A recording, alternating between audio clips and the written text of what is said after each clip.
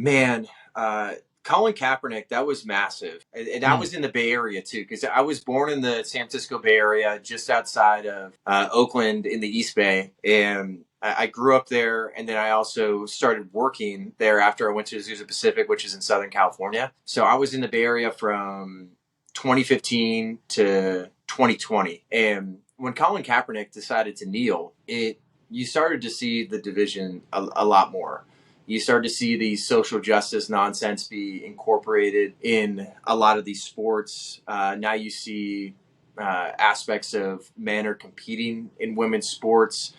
I mean, the vast majority of sports media is very left wing too. There is not a lot of conservative voices there. And I remember though too, when I worked for the Sharks, there was a ton of people that hated Trump. They hated Republicans, but we could have good conversations. I wasn't as political as I am now because, I mean, that's why I always try to tell young people, you can't just go guns blazing and talk about conservatism or just talking about the truth and not expect to be persecuted for it or lose jobs or anything like that. You have to be a little bit more calculated. And I knew for me, I was like, I'm going to talk about my faith.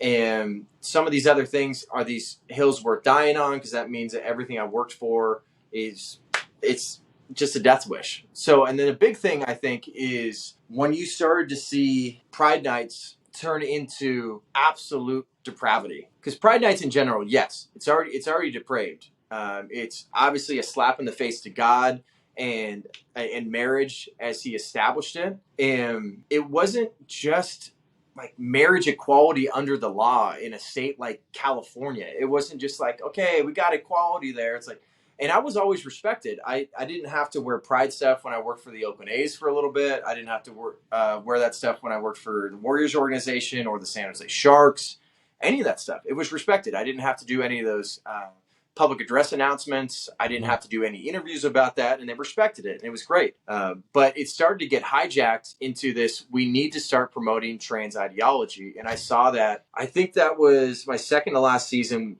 with the Sharks, is they had some girl that came out as a boy and that was in the Junior Sharks program. And for Hockey is for Everyone Month, which used to be an amazing initiative where it's like, we're going to reach out to disabled kids. Junior? You say the Junior Sharks program? Junior Sharks program. So that's like the little league hockey program. That's where I started to see, oh my gosh, this Hockey is for Everyone Month is now turning into basically a Pride Month in disguise. And these Hockey is for Everyone nights are like Pride nights in disguise. Now we fully see Pride nights. People have to remember that too.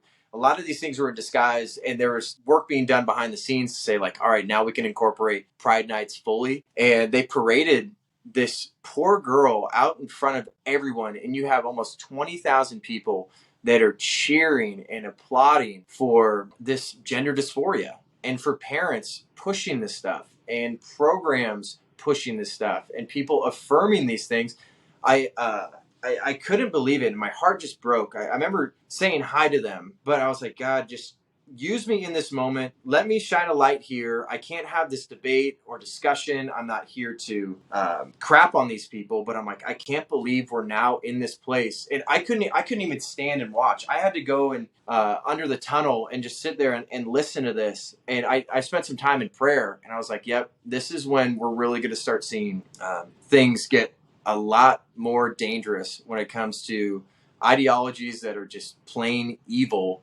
They're coming after children, and they're using the outlet of sports for that. And that was, you started to see the politicization of all those things: social justice, LGBTQ ideology. The pandemic obviously just turned a lot of people off. And that's why for me, like, I can't work in sports anymore. I won't get jobs with teams or networks. And I just decided enough is enough. And that's why I talk about the cultural implications of these leftist ideologies that are pushed in sports, how it's turning people off, and how people just want to watch sports again. And they want to use sports as a unifier, because I don't really believe that people come together better than when we're watching sports. It has the ability to do that with the Olympics, things like after 9/11. We look to sports, and unfortunately now sports has become so woke and so divisive that people are like, I just can't stand this. I'm not going to go to games. I'm not going to buy merch. I'm not going to support it at all.